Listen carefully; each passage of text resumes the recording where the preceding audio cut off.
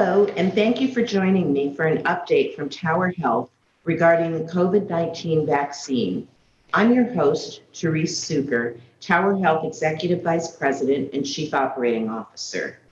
I know many of you listening today are anxious to receive your vaccine, and believe me, we're equally anxious to be able to provide the vaccine to you. I assure you, our team at Tower Health is scheduling appointments as quickly as our supply permits at all of our vaccination clinics. We appreciate your patience with the process. Safely providing the vaccine to our patients is a top priority for the team at Tower Health. Our team meets daily to review all aspects of vaccine administration, including our current supply, availability of appointments, necessary staffing, and supplies at all clinic locations, technology resources needed, and data gathering and reporting. The vaccine distribution is truly a team effort that requires contributions from every clinical and administrative function across the healthcare system.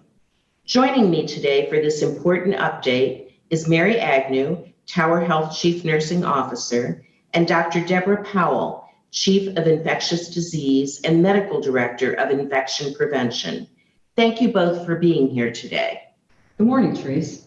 Morning, Thank you for having us today. Morning, Dr. Powell. Glad you're here. Dr. Powell, at the time we're recording this, we're seeing a decrease in COVID-19 patients being hospitalized at Tower Health hospitals, as well as across the country. Can you share your thoughts on this? Yes. I want to first thank the community for all they have done during this pandemic. It hasn't been easy and the work is not done. We must remain vigilant to ensure that we continue to see the decrease in cases in our area. We do have good news to celebrate. We're all very fortunate that we're seeing decreasing numbers of patients being hospitalized with COVID. We now have 3 highly effective vaccines available. We encourage everyone to get the vaccine when it's available to them. There are also treatments that we can provide to help prevent hospitalizations, such as bamlanivimab and Regeneron, that can be given to patients at high risk. Plus, we have more information about the most appropriate treatments for patients with COVID that require hospitalization, including remdesivir and dexamethasone.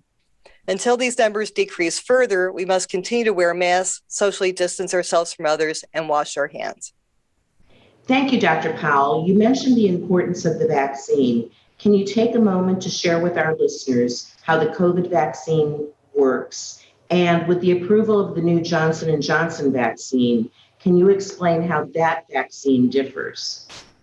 Yes, the Pfizer and Moderna vaccines and the Johnson & Johnson vaccines use different technology to produce an immune response. All 3 of these vaccines do not contain live COVID virus, so they cannot give you COVID. No shortcuts were taken in developing these vaccines. These vaccines include a piece of nucleic acid, which is a set of directions that code for a protein that the body recognizes as foreign and produces an antibody to protect you from future COVID infection. The Pfizer and Moderna vaccines are mRNA vaccines, and this mRNA is a code that teaches your body how to recognize a foreign protein and respond to COVID-19. Then it disappears like Snapchat. They underwent clinical trials with over 44,000 people for Pfizer and 30,000 people for Moderna. Remember, this cannot alter your DNA in any way, and this mRNA technology has been studied for more than 30 years. Johnson & Johnson had more than 45,000 individuals in the clinical trial. This vaccine is a single dose, so it's easier to administer, and it's a viral vector vaccine, which means that the vaccine uses a weakened non-pathogenic adenovirus strain with genetic material that codes for a protein that produces the immune response. I would like to reinforce that all these vaccines are safe and effective. The reactions to the shot are very mild and similar to other vaccines such as flu shots, shingles vaccine, etc., and may produce a sore arm, mild aches that last about a day. So when you're eligible to get the vaccine, you should work with local providers to get one. Please be patient as the demand at this point is greater than the supply. Thank you, Dr. Powell. Mary, one of the questions we often get asked is how is the vaccine distributed throughout the state? Can you tell our listeners how this works? Great question, Therese. Thank you. Tower Health makes weekly requests to the state for vaccine supply, and we are scheduled to receive weekly shipments. However, we don't always receive the quantity we've requested. The amount that we receive is based on the state's current supply. Thank you. Now, Dr. Powell, we're going to talk a little bit about the phases of the vaccine. We hear a lot about phase 1, phase 1A. Can you help us understand that a little bit? I'll be glad to. So Tower Health is following the guidance of the Pennsylvania Department of Health to vaccinate our communities. The Department of Health has identified phases for vaccination to provide vaccinations first to those at highest risk. Phase 1A includes groups such as healthcare workers, residents at long-term care facilities, and those at higher risk. This group includes individuals ages 65 and older, and those individuals ages 16 to 64 with high-risk medical conditions such as cancer, COPD, obesity, and heart conditions. Phase 1B includes other important frontline workers such as first responders, manufacturing workers, education workers, grocery store workers, and public transport workers. Phase 1C includes individuals working in federal, state, county, and local governments, public safety, housing construction, and legal services. And Phase 2 includes all other individuals that were not included in the above groups. The full list can be found on the Department of Health website, and I encourage listeners to review the website to confirm their vaccination phase. Thanks, Dr. Powell. That's helpful. Mary, can you talk a bit about the process for individuals who wish to receive their vaccination at Tower Health? Certainly. COVID-19 vaccines are administered by appointment only. Appointments must be scheduled through a My Tower Health account, our online patient portal.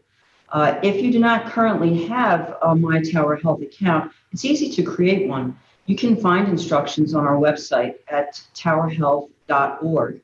Because vaccine available is currently limited, Tower Health has launched a COVID-19 vaccine interest form in the My Tower Health app. Once someone fills out that form online, Tower Health will notify individuals that have completed that interest form of available appointments as we receive additional doses of the vaccine from the Department of Health. Appointments are offered based on the availability of vaccine, as we've discussed, and we encourage vaccine-eligible individuals to check their My Tower Health accounts often. Please visit towerhealth.org/vaccineinfo for additional information. Thanks, Mary. I want to take this opportunity to let individuals know that we do encourage patients to explore other options to receive vaccine. Getting the vaccine is more important than where you receive the vaccine.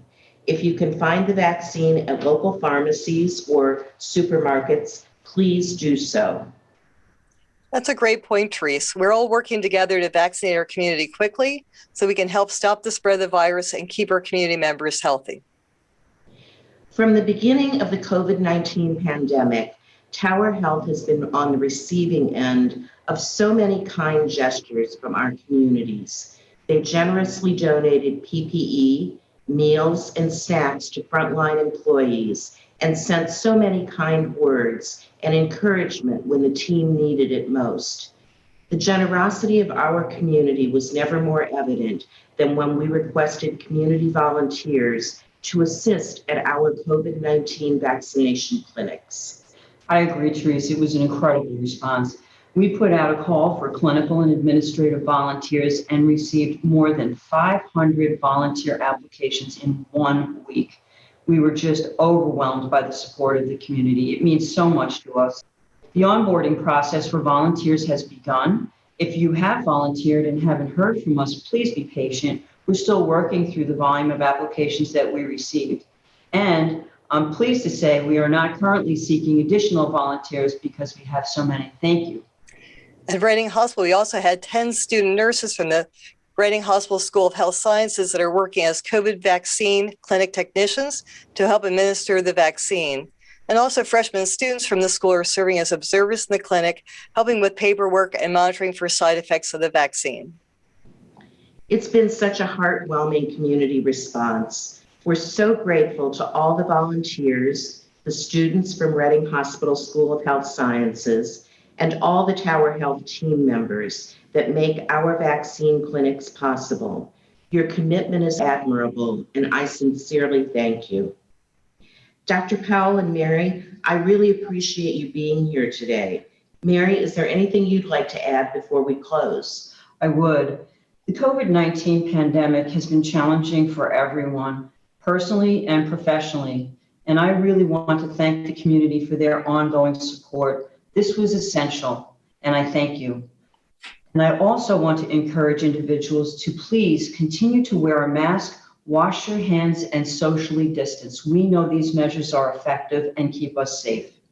Dr. Powell, what would you like to share? I'd like to thank all of our Tower Health team members. Everyone has worked very hard to provide care for our community. I also want to emphasize that it takes all of us, healthcare team members plus our community members, to decrease COVID spread in the community. The good news is that we have 3 highly effective vaccines, and I want to encourage everyone to get a vaccine when it's available to them. If you have additional questions about the vaccine, please visit towerhealth.org/vaccine-info. Thanks, Mary and Dr. Powell, and thank all of you for joining us today. Again, we want to thank you all for your ongoing support of our team, and please get vaccinated and stay healthy.